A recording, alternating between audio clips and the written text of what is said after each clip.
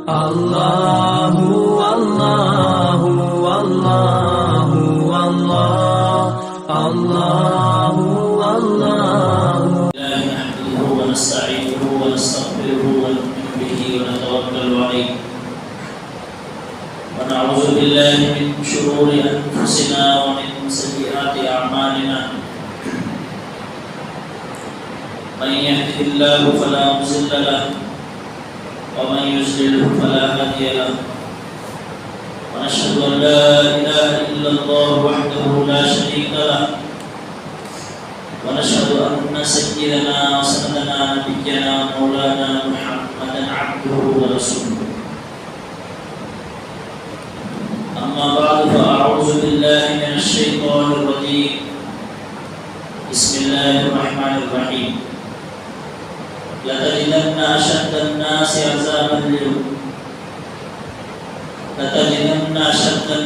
عذابا اليهود والذين آمنوا ولتجدن أقربهم مودة للذين آمنوا الذين قالوا إنا نصارى ذلك بأن منهم قسيسين ورهبانا وأنهم لا يستكبرون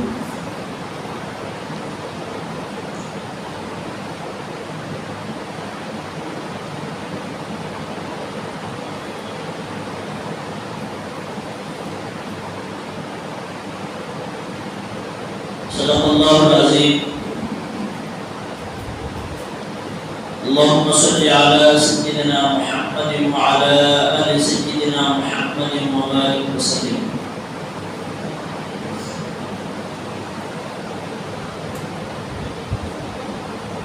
سامعین محترم،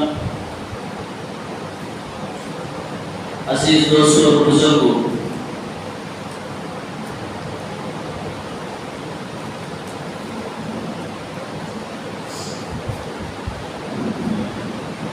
یہ جو دور ہے، جس دور سے ہم گزر رہے ہیں، وہ دور جناب محمد رسول اللہ صلی اللہ علیہ وسلم کے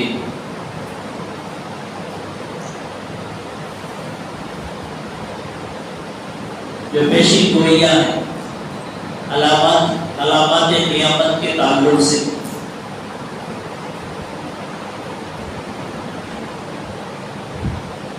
وہ پیشین گوئیاں ایک کے بعد دیگرے پورے ہوتے ہوئے نظر آ رہے ہیں۔ وہ یوں سمجھ لیں کہ یہ جو دور ہے یہ ان پیشین گوئیوں کے مکمل ہونے کا دور ہے۔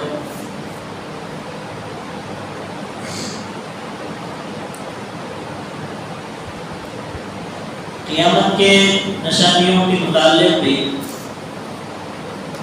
مستقل ایک جمعہ آپ کے سامنے قرآن و حدیث کی روشنی میں بتایا جائے گا۔ آج کے اس مجلس میں جو بات عرض کرنی ہے وہ یہ ہے، یہودی اسلام کے اور تمام مسلمانوں کے دشمن ہیں۔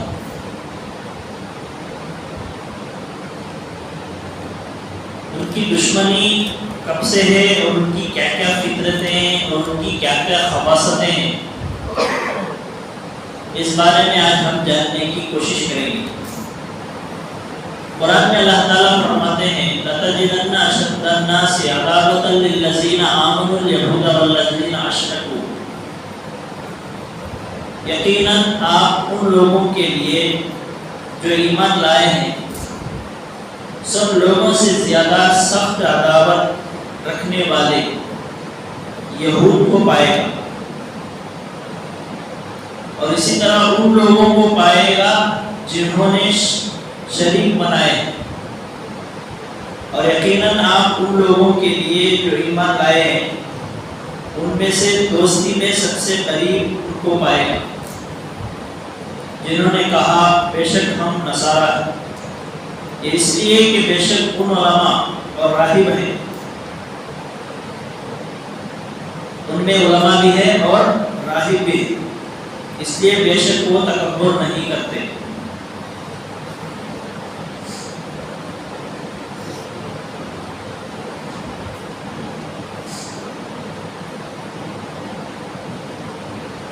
یہودیوں کی دشمنی، یہودیوں کی عداوت اور یہودیوں کی سازش کے بارے میں قرآن میں خود بہت ساری آیتیں موجود ہیں کہ وہ اسلام کو اور مسلمانوں کو کس طرح زمانے سے اسلام کو اور مسلمانوں کو مٹانے کی کوشش میں، سازشوں میں لگے ہوئے۔ دنیا کی تاریخ جانتی ہے، گواہ ہے کہ یہود و نصارہ نے دین اسلام اور اس کے حلقہ بگوشوں کو کبھی بھی برداشت نہیں کیا۔ اپنی تاریخ کے دور میں ان دونوں قوموں نے اسلام کی بیخ کنی اور قوم مسلم کے وجود کو صفحہ ہستی سے حرف غلط کی طرح مٹا دینے کے لیے اپنی طاقت اور بس کی حد تک کوئی کسر باقی نہیں رکھی۔ تہذیب و تمدن کے ان مدعیوں نے اسلام دشمنی میں نہ صرف یہ کہ اپنی حیثیت عرفی کا پاس و لحاظ نہیں کیا، بلکہ انسانی روایات اور آدمیت کو جوہری صفات سے انحراف اور گریز کی ننگ و عار محسوس نہیں کی۔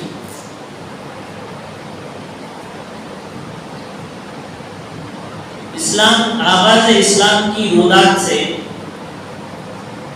ہم تمام واقف ہیں۔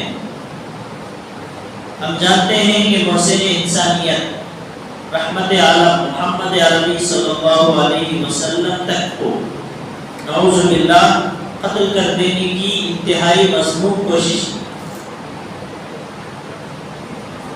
اور ان کی تاریخ اس انتہائی مذموم و ملعون سازش سے داغدار ہے۔ چنانچہ ایک عیسائی سیرت نگار جان پیکٹ اپنی کتاب میں لکھتا ہے 1099 عیسوی میں جب عیسائیوں نے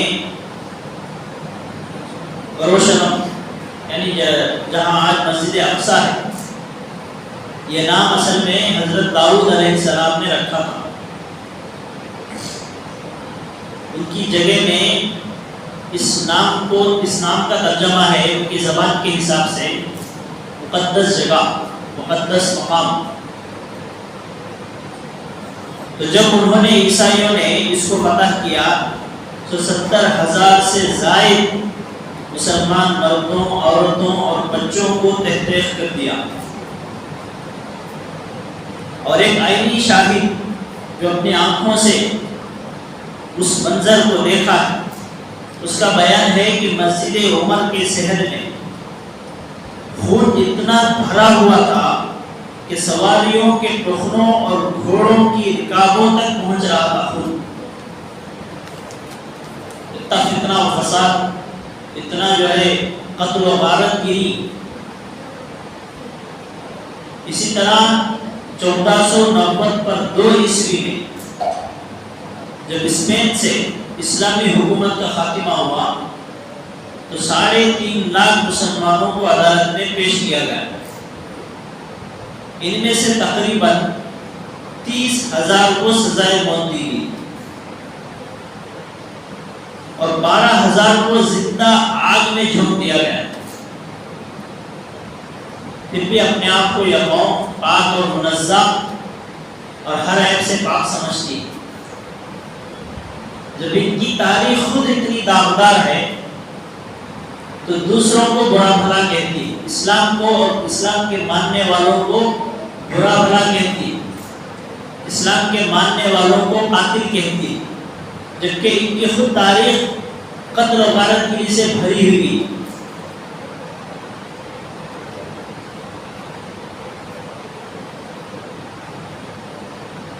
اسی لیے اللہ کے نبی صلی اللہ علیہ وسلم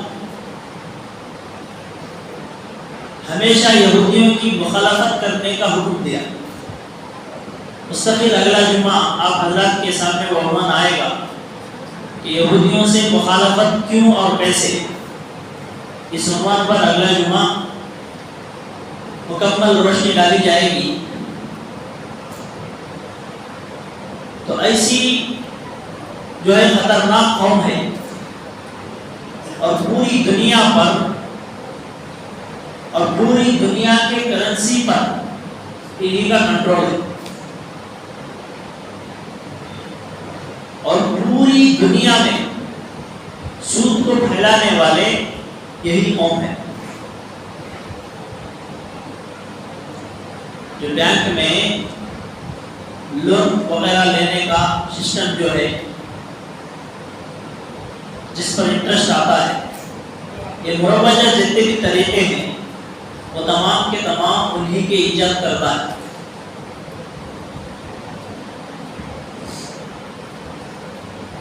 اور اسی طرح آگے چل کر ہم سمجھیں گے یہودیوں کی کیا کیا فطرتیں ہیں.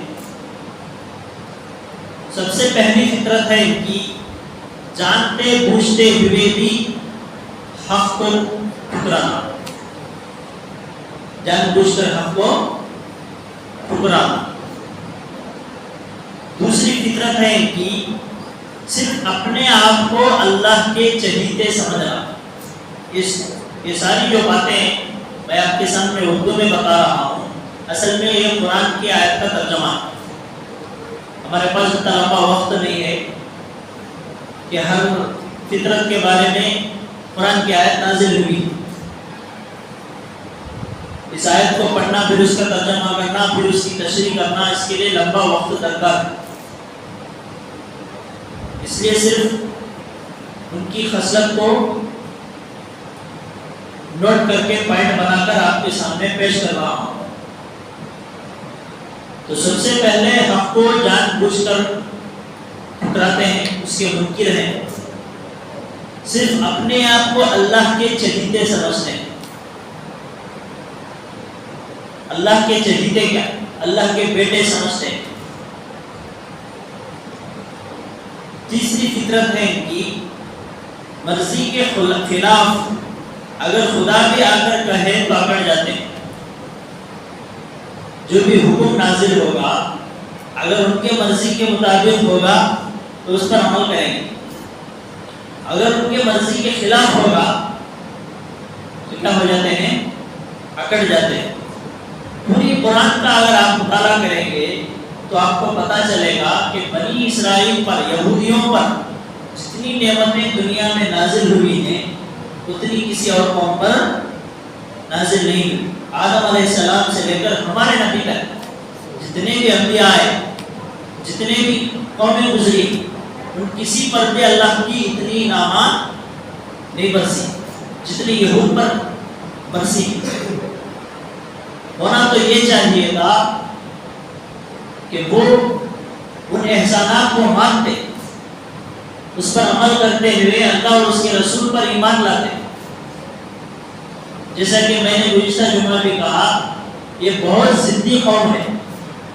ان کا ضد یہ ہے، ہمارے نبی پر ایمان نہ لانے کی جو ضد ہے وہ اس بنا پر، اس بات پر ہے کہ حضرت محمد رسول اللہ صلی اللہ علیہ وسلم جو پیدا ہوئے وہ اسماعیل علیہ السلام کی نسل سے، ذریت سے پیدا ہوئے، اور یہودی جو قوم ہے وہ یعقوب اور اسحاق علیہ السلام کی ذریت میں سے.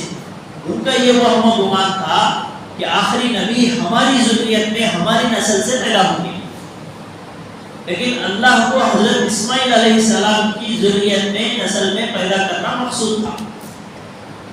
اب پیدا کرنا، کون سے خاندان میں پیدا کرنا، کس گھرانے میں پیدا کرنا، کسے ماں باپ منتخب کرنا، یہ سب اللہ کے اختیار میں، ہمارے اختیار میں نہیں.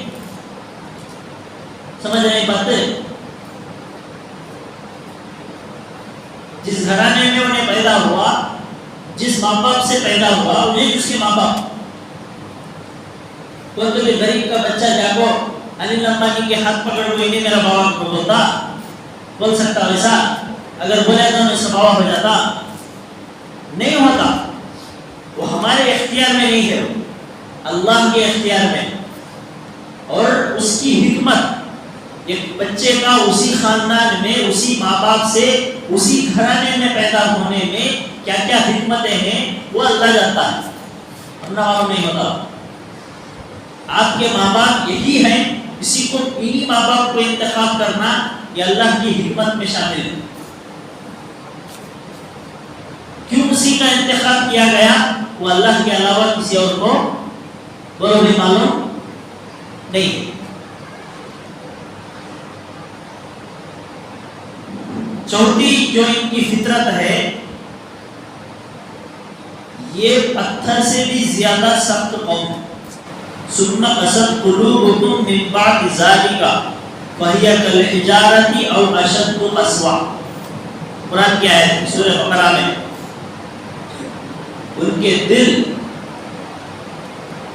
ہدایت آنے کے بعد، قرآن جو ہے آسمانی کتابیں آنے کے بعد، انبیاء کے آنے کے بعد، ان کے احکامات آنے کے بعد اور دلیلیں آنے کے باوجود بھی ان کے دل کیسے ہو گئے؟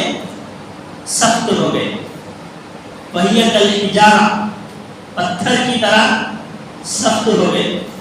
او اشد قسوۃ، یا پتھر سے بھی زیادہ سخت ہو گئے. اور بنی اسرائیل ایک ایسی قوم ہے جس میں بے شمار انبیاء ہیں. ہر قوم کے لیے ایک ہی نبی ہوتا ہے، لیکن بنی اسرائیل یہودی قوم ایسی خطرناک قوم ہے جن کے سدھار کے لیے، جن کو سمجھانے کے لیے، جن کو ڈھنگ سکھانے کے لیے، جن کی ہدایت کے لیے 3 کتابیں نازل ہوئی، تورات، زبور، انجیل.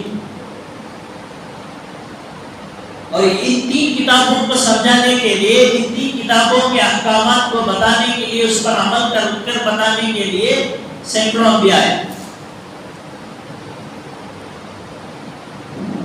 اب قرآن اگر آپ اٹھا کر دیکھیں گے تو صرف 2 پاروں کے علاوہ حضرت موسیٰ علیہ السلام کا تذکرہ تقریباً ہر پارے میں، ہر سورے میں ہے. اور حضرت موسیٰ کا تعلق بنی اسرائیل سے تھا.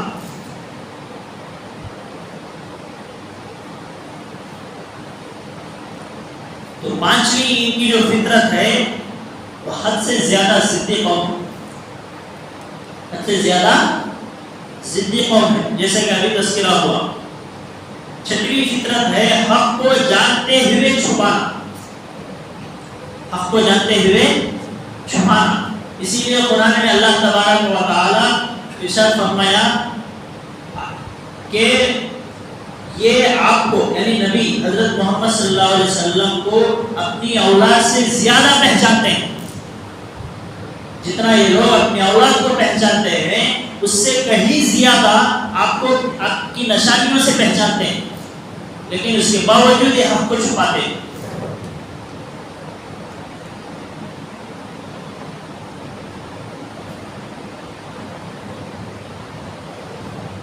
ساتویں فطرت ان کی ہے بے حد کنجوس قوم ہے.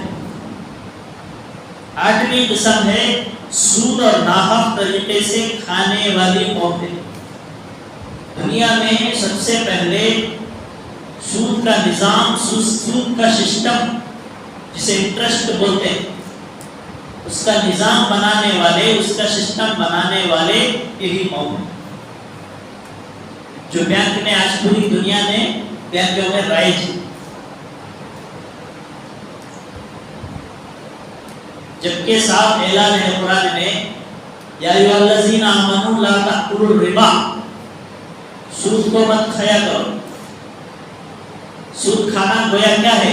اسلامی نگاہ سے، شریعت کی نگاہ میں حرام ہے، لیکن اس کے باوجود انہوں نے پوری دنیا میں یہ نظام بنایا سود کا، تاکہ ہر کوئی اس بیماری میں، اس گناہ میں کیا ہو جائے؟ ملوث ہو جائے.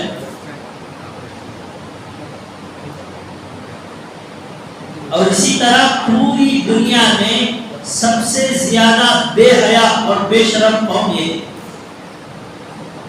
ان کی فطرت میں بے حیائی اور بے شرمی ہے.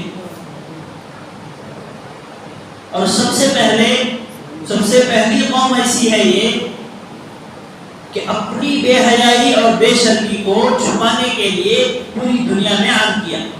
خالی اونش کرتے تو انہوں بدنام ہوتے تھے. اس لیے ٹی وی کے ذریعے، ٹیلی ویژن کے ذریعے سے، انٹرنیٹ کے ذریعے سے اس بے حیائی اور بے شرمی کو پوری دنیا میں عام کیا تاکہ سب اس میں ملوث ہو جائیں اور کسی کو ہم پر انگلی اٹھانے کی کیا نہ ہو، ہمت نہ ہو. کوئی بھی ہماری طرف انگلی اٹھا کر ہمیں غلط نہ کہہ سکے. ہمیں جو کر رہے ہیں، ہمیں جو دیکھ رہے ہیں، سب کو دکھائے تو کیا ہو گئے؟ بے حیائی اور بے شرمی کے حمام میں ہمیں کہتے نہیں ہیں کہ تمہیں بھی اتش نہیں ہے، وہ بول سکتے ہیں. اس واسطے بے حیائی اور بے شرمی کو پوری دنیا میں عام کریں.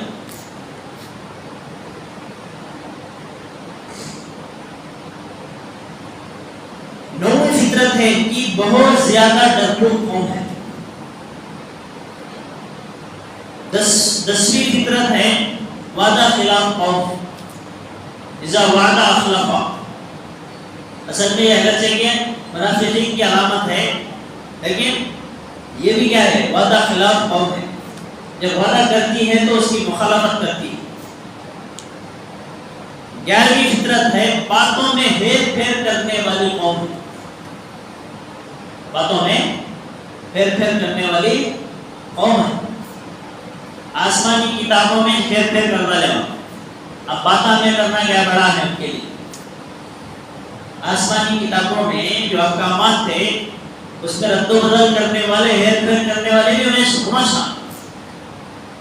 آج صحیح حالت میں تینوں کتابوں میں سے کوئی ایک کتاب بھی باقی نہیں ہے. 12ویں فطرت ان کی ہمیشہ زمین پر فساد کے مرتکب. جہاں بھی فتنہ اور فساد ہوتا ہے اس کے پیچھے کہیں نہ کہیں یہودی کا ہاتھ ہوتا ہے. اسی کو ہٹلر نے اپنے قول میں کہا تھا کہ دنیا میں جتنے بھی بڑے بڑے فساد فتنے ہوئے اس پر آپ بغور مطالعہ کریں گے، اگر بغور دیکھیں گے تو اس کے پیچھے ضرور کوئی نہ کوئی یہودی پایا جائے. اتنی خطرناک قوم ہے. 13ویں فطرت ہے ان کی علماء اور داعی کا قاتل ہیں. علماء کو بھی قتل کیے ہیں اور اللہ کی طرف بلانے والے انبیاء کو تک قتل کیے. اور نمبر 14 پر ہے تمام خامیوں کے باوجود یہ چاہتے ہیں کہ لوگ انہی کی تعریف کریں. اتنے خامیاں ہیں ان کے پاس، اس کے باوجود بھی کیا چاہتے ہیں؟ یہ لوگ انہی کی کیا کریں؟ تعریف کریں، انہی کی باتیں کریں، انہی کو کیا کریں؟ اچھا سمجھے. سمجھ رہے ہیں بات؟ تو بے حیائی کو مسلمانوں میں عام کرنے والے، سود کو عام کرنے والے اور تمام گندگیوں کو عام کرنے والے یہی قوم ہے. ان سے زیادہ گندی قوم، ان سے زیادہ خبیث قوم دنیا میں اور کوئی نہیں. آگے ان کی خباثتیں سنو، کیا کیا کارنامے انجام دیے ہیں. نمبر 1، اللہ تعالیٰ کی گستاخی کرنا ان کا معمول ہے. اللہ تعالیٰ کی گستاخی کرنا ان کا کیا ہے؟ معمول ہے. اللہ خود قرآن میں کہہ رہا ہے کہ اللہ تعالیٰ بیوی بچوں سے، اولاد سے کیا ہے؟ پاک ہے. لم یلد ولم یولد، وہ کسی اور سے پیدا نہیں ہوا اور وہ اس سے کوئی اور اولاد پیدا نہیں ہوئی. تو یہ کہتے ہیں کہ ہم اللہ کے بیٹے ہیں. دوسری خباثت ان کی حضرت جبرائیل علیہ السلام کے دشمن ہیں. تیسرا، حضرت موسیٰ علیہ السلام، یہ جو قوم ہے یہودی قوم کی خاطر لمبی مدت تک فرعون سے تکلیفیں جھیلی. اصل میں فرعون کے زمانے میں دو قومیں آباد تھے مصر میں. ایک کو قبطی کہا جاتا تھا اور ایک بنی اسرائیل. قبطی میں موسیٰ پیدا کیا ہے، فرعون پیدا ہوا، اور وہ قوم اپنے آپ کو بڑی اور بلند سمجھتی تھی، مبارک قوم سمجھتی تھی، اور دوسرے کو کیا ہے، کمتر سمجھتی تھی. جیسا کہ ہمارے اس ملک کے جو برہمن ذات کے لوگ ہیں وہ اپنے آپ کو بہت اعلیٰ اور عظیم و اکبر قوم سمجھتے ہیں، بابرکت قوم، بڑی قوم اور سردار قوم سمجھتی، اور دوسرے جو تمام قومیں آباد ہیں دنیا میں ان کو کیا سمجھتی ہے، اپنا غلام سمجھتی، کم حیثیت اور نامبارک قوم سمجھتی. تو اس طرح وہ لوگ سمجھتے تھے. تو اس لیے وہ قوم، قبطی قوم، بنی اسرائیل کی قوم کو تکلیفیں دیتی تھی، ان کو غلام بنا کے رکھا ہوا تھا. تو حضرت موسیٰ علیہ السلام ان کو اس سے چھٹکارا دلایا، اور حضرت موسیٰ علیہ السلام ہی کے ذریعے انہیں فرعون کی جو غلامی سے نجات عطا فرمائی. اور اسی طرح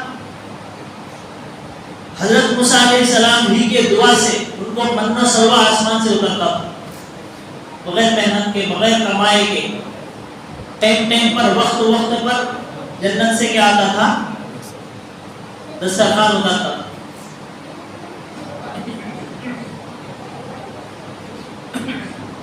اور اسی طرح بادلوں کا سایہ ان پر ہمیشہ رہتا تھا. وہ جہاں جہاں چلتے جاتے ان پر بادلوں کا سایہ رہتا تھا، تاکہ ان پر دھوپ کی تکلیف نہ ہو، ان پر دھوپ نہ پڑے. اور اسی طرح ان کے لیے حضرت موسیٰ علیہ السلام نے دعا فرمائی تو 12 چشمے نکلے پتھر سے.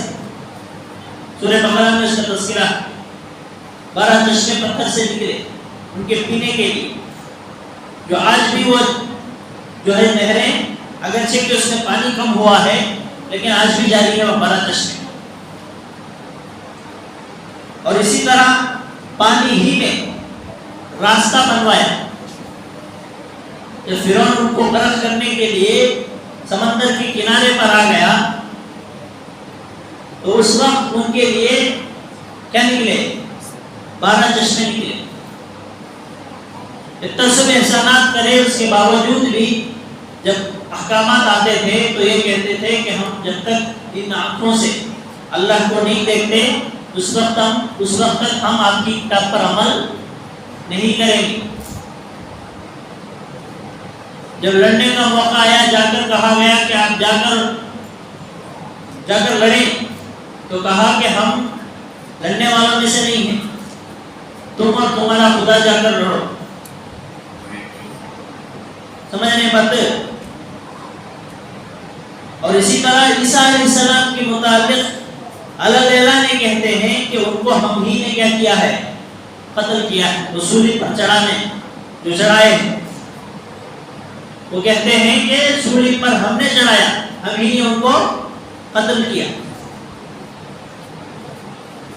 اور 5ویں خباثت ہے ان کی، میرے اور آپ کے آقا جناب محمد رسول اللہ صلی اللہ علیہ وسلم کو زہریلے گوشت کے ذریعے آپ کو کیا کیا گیا، گوشت میں، بکری کے گوشت میں زہر ملا کر کھلایا گیا. حضرت انس رضی اللہ تعالیٰ عنہ فرماتے ہیں کہ وہ کھانے کے بعد اللہ کے نبی صلی اللہ علیہ وسلم کے حلق میں یہ جو پانی پینے پر یہ جو اوپر نیچے ہونا کیا بولتے ہیں اسے، اس پر زہر کے نشانات میں نے اپنے آنکھوں سے دیکھا. اور اسی طرح 6ویں خباثت یہود کی طرف سے نبی کریم صلی اللہ علیہ وسلم پر جادو کیا گیا. آپ سے پوچھا کہ وہ کرنے والا کون ہے، تو آپ نے فرمایا لبید ابن عاصم، جو یہودی تھا. اس نے کیا تھا، جس کنگھی میں آپ صلی اللہ علیہ وسلم کنگھی کرتے تھے بعد میں، اس کنگھی پر کھجور کے خوشے میں جادو کے کرایا گیا اور کہاں رکھا تھا اسے؟ زروان بنی زریق کا ایک کنواں، اس کنویں میں لے جا کر اسے چھوڑا تھا۔ صحابہ نے عرض کیا کہ آپ کو اگر معلوم ہوا ہے تو آپ کیوں جا کر اسے کیوں نہیں نکالتے؟ تو آپ صلی اللہ علیہ وسلم نے فرمایا کہ اللہ نے مجھے اس سے شفا دی کہ غلط طریقے کو اور غلط کام کو میں لوگوں میں عام کرنا اور رواج دینا نہیں چاہتا، اس لیے میں اسے جا کر نہیں نکالتا۔ تو ایسی قوم ہے یہ قوم، برابر جب سے اسلام ابھرا ہے، اب گزشتہ یہ 10-11 سال سے تو گویا اسلام اور مسلمانوں کی دشمنی میں گویا ان کا کیا ہو گیا ہے؟ ابال آ گیا، سمجھ رہے ہیں بات؟ تو ایسی قوم ہے۔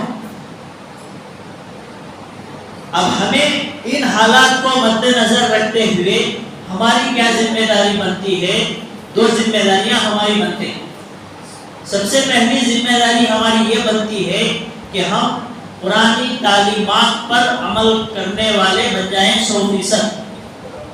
جب تک ہم قرآنی تعلیمات پر عمل کرنے والے نہیں بنیں گے اس وقت تک یہ حالات بدلنے والے نہیں ہیں۔ قرآن کی تعلیمات کا مطلب صرف نماز ادا کر لینا، روزہ رکھ لینا،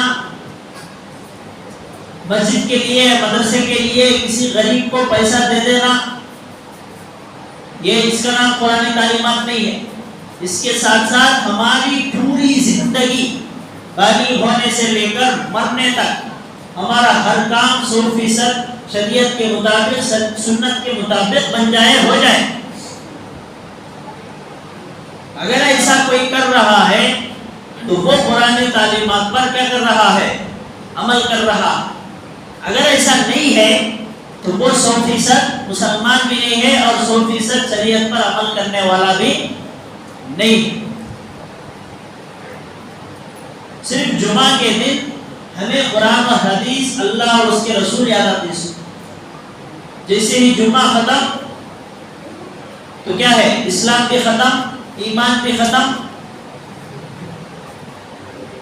پھر آئندہ جمعے تک ہمیں اس کا احساس تک نہیں رہتا کہ ہم جو زندگی گزار رہے ہیں اس کا مقصد کیا ہے؟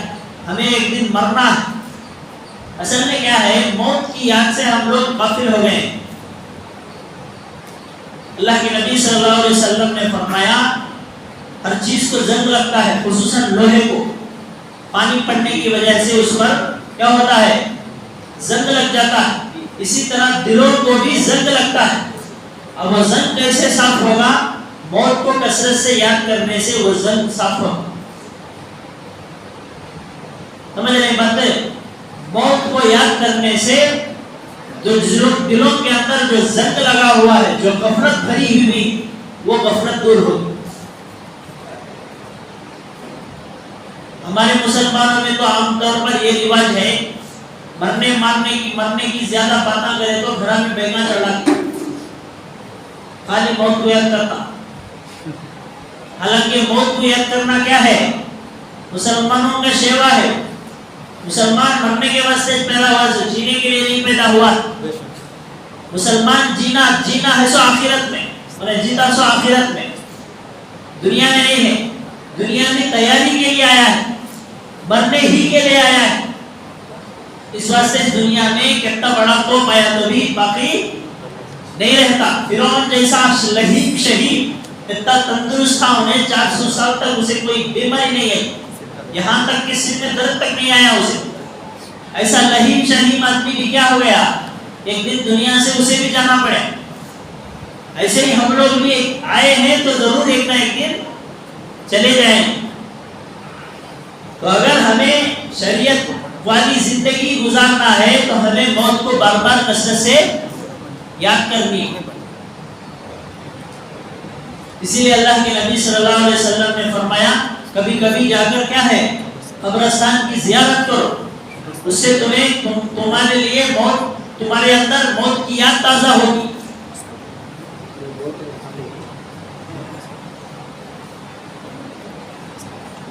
تو ہمیں اس وقت کرنے کے کام دو ہیں، ایک آ کر قرآن کی تعلیمات پر 100% عمل، اور دوسرا ہے ہمارے اندر اتحاد اور اتفاق۔ یہ دو نعمتیں اگر ہمیں حاصل ہو گئی تو دنیا کی کوئی قوم، دنیا کی کوئی طاقت ہمیں زیر نہیں کر سکتی، ہم پر دباؤ نہیں بنا سکتی۔ اسے ہم چھوڑ رہے ہیں، اس سے ہم دور ہو رہے ہیں، اس لیے ہمارا روب اللہ تبارک و تعالیٰ دوسرے قوموں سے کیا کر رہا ہے؟ چھین لے رہا، نکال لے رہا۔ ورنہ تو اللہ کے نبی صلی اللہ علیہ وسلم نے فرمایا اگر کوئی مسلمان، اگر کوئی مومن، حقیقی مومن ہو تو کم سے کم ایک مسلمان اور ایک مومن کی جو ہیبت ہے وہ پورے گاؤں میں پھیلتی ہے۔ اسے مارنا بولے تو بھی، اسے گھوڑ کو دیکھنا بولے تو بھی اس کے اندر ہیبت پیدا ہو جاتی ہے مد مقابل والے آدمی کے اندر۔ یہ ایمان کی قوت اور ایمان کی طاقت ہے جس سے آج جو ہم لوگ کیا ہے؟ خالی ہیں۔ تو اس لیے ضرورت اس بات کی ہے کہ ہم قرآن و حدیث کے حساب سے عمل کرنے والے بن جائیں، اور پوری جو مسلم طبقہ ہے، چاہے وہ کسی بھی مکتب فکر سے تعلق رکھنے والا ہو، وہ آپس میں کیا ہو جائے؟ متحد اور متفق ہو جائے۔ کریں گے نا انشاءاللہ؟ اللہ ہم سب کو عمل کی توفیق نصیب فرمائے۔